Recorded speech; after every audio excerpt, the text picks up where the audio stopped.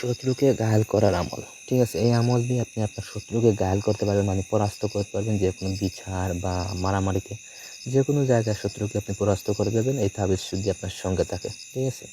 তো সেটা কীভাবে করবেন আমি বলে দিতেছি। আমাদের দিয়ে যদি আপনার যে কোনো ব্যক্তিগত কাজ করতে চান তাহলে নিচে দেওয়া নাম্বার আছে, নাম্বার যোগাযোগ করবেন, ইমো, হোয়াটসঅ্যাপ বা সরাসরি কল করবেন। শতভাগ গ্যারান্টি দিয়ে আপনি সেই কাজটি করে নিতে পারবেন, ঠিক আছে। তাছাড়া নিজের এই কাজটি কীভাবে করবেন সেটা বলে দিচ্ছি। এই যে নকশা আছে, যদি এক মুষ্টি মাটির উপর নিম্নের আয়াতটি পড়িয়া শত্রুপক্ষ সৈন্যর দিকে নিক্ষেপ করে ইনশাআল্লাহ শত্রুপক্ষ পলায়ন করিবে।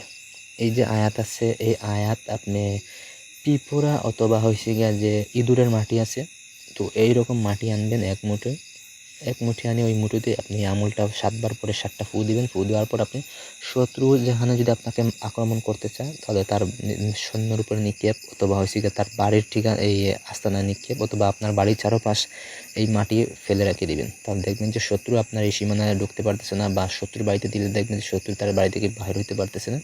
অথবা যদি আপনাকে কোনো কিছু করতে আসে তাহলে এগুলো যদি তাদের সাইডে যায়, মানে এই মাটিগুলোতে শরীরে লাগে, তাহলে দেখবেন যে তারা নিজেরা ঘায়েল হয়ে যেতেছে, আপনি জয়ী হবেন আর কি।